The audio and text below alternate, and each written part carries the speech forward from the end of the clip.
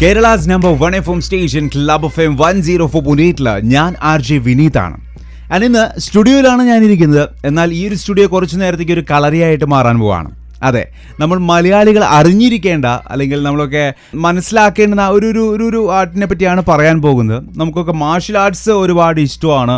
ഒന്നില്ലെങ്കിലും കൈയും കെട്ടി വയറും ചാടിയിട്ടുള്ളവരാണെങ്കിൽ ടി വിയിൽ കാണുന്നതെങ്കിലും നമുക്ക് ഇൻട്രസ്റ്റ് ഉള്ളൊരു കാര്യമാണ്. പക്ഷേ ചിലവർക്ക് അത് കണ്ടു കഴിയുമ്പോൾ തോന്നും നമുക്കിതൊന്ന് അഭ്യസിക്കാൻ പറ്റിയിരുന്നെങ്കിൽ എന്ന് തോന്നും. നല്ല ആരോഗ്യമുള്ള ഒരു ശരീരം ഉണ്ടെങ്കിലാണ് ആരോഗ്യമുള്ളൊരു മനസ്സ് നമ്മളുണ്ടാവത്തുള്ളൂ, അല്ലേ? ആൻഡ് ഹെൽത്തിന് ഇച്ചിരി കൂടി ഇമ്പോർട്ടൻസ് കൊടുക്കേണ്ടുന്ന ഒരു കാലഘട്ടത്തിലൂടെ, അല്ലെങ്കിൽ അത് ഒരു യഥാർത്ഥമായിട്ടുള്ളൊരു അറിവാണെന്ന് മനസ്സിലാക്കിക്കൊണ്ടിരിക്കുന്ന ഒരു കാലഘട്ടത്തിലൂടെയാണ് പോയിക്കൊണ്ടിരിക്കുന്നത്. സോ നിങ്ങൾക്ക് മുമ്പിൽ നമ്മൾ പരിചയപ്പെടുത്താൻ പോകുന്നത് ഒരു അട്ടാർ ഐറ്റമാണ്. അതായത് ഓൾറെഡി പരിചയപ്പെടുത്തേണ്ട ആവശ്യമില്ല, വർഷങ്ങളായിട്ട് നൂറ്റാണ്ടുകളായിട്ട് നമ്മുടെ കേരളത്തിൽ നിൽക്കുന്നതാണ്. ആൻഡ് ഈ ഒരു കാര്യങ്ങൾ പറയാനായിട്ട് എന്നോടൊപ്പം വന്നിരിക്കുന്ന 2 ഇൻസ്ട്രക്ടേഴ്സ് ഉണ്ട്. ധാരയ്ക്കാണ്, നമുക്കൊന്ന് നോക്കാം. ഹലോ. ഹായ്. ധാരയ്ക്കാണ്. ഒരു അറ്റന്ന് ഹാജർ വിളി തുടങ്ങട്ടെ. എൻ്റെ പേര് പ്രവീൺ. ഞാൻ വർക്ക് ചെയ്യുന്നത് ബാംഗ്ലൂരാണ്. ഓക്കെ. പേഴ്സണൽ ട്രെയിനറായിട്ട്. ഓക്കെ. 15 വർഷത്തോളമായി ഞാൻ ഈ ഫീൽഡിൽ. Okay, super. തൃശ്ശൂരാണ് സ്വദേശം. തൃശ്ശൂർ എവിടെയാണ്? ചെമ്പുക്കാവാണ്. ഓക്കെ, നമ്മുടെ തൊട്ടപ്പുറത്താണ്, മുറ്റത്താണ് കിടക്കുന്നത്, അല്ലേ?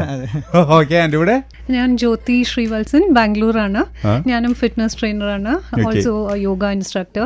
അതിന്റെ കൂടെ നമ്മൾ രണ്ടുപേരും സർട്ടിഫൈഡ് ഇൻസ്ട്രക്ടേഴ്സ് ആണ്, Indian clubs and maze instructors. അപ്പോൾ കൂടെ കളരിപ്പയറ്റും ഉണ്ട്, കരളക്കട്ടയും ഉണ്ട്, അതൊക്കെ ചെയ്തുകൊണ്ടിരിക്കുന്നു. ഓക്കെ.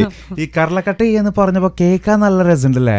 ആ ഒരു പേരൊക്കെ ഭയങ്കര ക്യാച്ചിയാണ്. ആൻഡ് അത് എന്താണ്, ഏതാണ്, എന്തൊക്കെയാണ്, എങ്ങനെയാണ് എന്ന് തുടങ്ങിയിട്ടുള്ള ഒരുപാട് ചോദ്യചിഹ്നങ്ങൾ ഇപ്പോൾ ഇത് കേട്ടുകൊണ്ടിരിക്കുന്നവരുടെ മനസ്സിൽ തലയിലൊക്കെ വന്നിട്ടുണ്ടായിരിക്കാം. ആക്ച്വലി നമ്മുടെ മെയിൻ ടൂള് എന്ന് പറയുന്നത് എന്താണ്? മാർഷൽ ആർട്സിൽ പെടുന്ന ഒരു സംഭവമാണോ? ഇപ്പോൾ ബാംഗ്ലൂർ ക്ലാസ്സൊക്കെ ഉണ്ട് നിങ്ങൾക്ക്, അല്ലേ? ആൻഡ് ഓരോരോ വർക്ക്ഷോപ്പുകൾ നടക്കുന്നുണ്ട്. സോ അതെന്താണ്, എന്തിനെ ബേസ് ചെയ്താണ് എന്താ നടക്കുന്നത്? ഓക്കെ.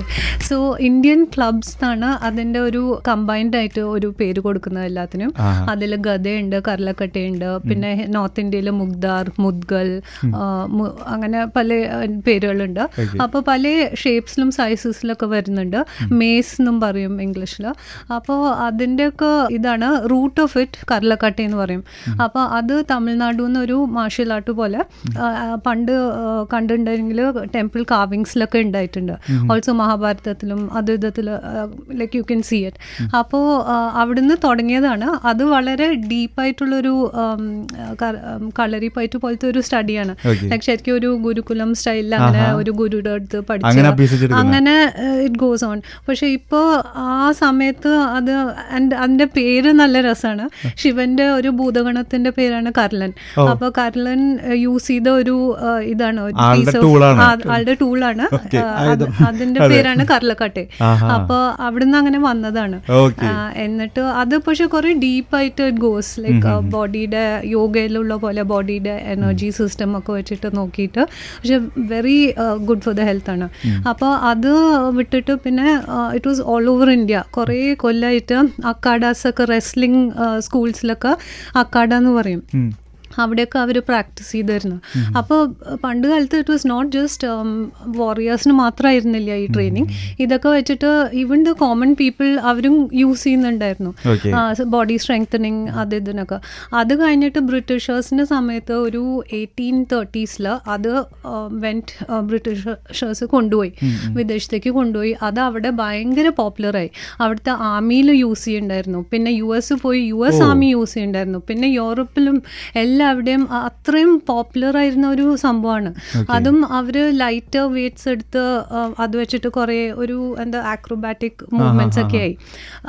ഒരുപാട് കൊല്ലങ്ങളായിട്ട് അവിടെ സ്പ്രെഡ് ചെയ്ത് അവരതിന്റെ അവിടുത്തെ പ്രസിഡൻസ് വരെ ഈ സംഭവം യൂസ് ചെയ്തിട്ടുണ്ടെന്നാണ് പറയണത്. എനിക്ക് എന്തായാലും ഇതിൽ കൗതുകമായിട്ട് തോന്നിയ ഒരു കാര്യം, ഇവരൊരു ടൂളാണ്. ടൂൾ എന്ന് ഞാൻ പറയുന്നുണ്ടെങ്കിലും അത് ഒരു ഗതയും ഏന്തി കൊണ്ടുള്ള 2 പേരെ ഞാൻ കണ്ടിരുന്നു കുറച്ച് നാളുകൾക്ക് മുൻപ് വടക്കുന്നാഥിന്റെ മുൻപിൽ വെച്ചിട്ട്, അല്ലേ? അതെ. ആൻഡ് ആ ഒരു വിശേഷത്തിലേക്കാണ് നമ്മൾ വരാൻ പോകുന്നത്. നമുക്ക് അറിയാനായിട്ട് ഇൻട്രസ്റ്റിംഗ് ആയിട്ട് ഒരുപാട് കാര്യങ്ങളുണ്ട് കേട്ടോ. കേട്ടോളൂ, Kerala's number 1 FM station club FM 104.8. ഞാൻ RJ വിനീതാണ്, പ്രവീണോടും ജ്യോതിയോടൊപ്പം. ആൻഡ് ഇവിടെ മാത്രം ഫൺ.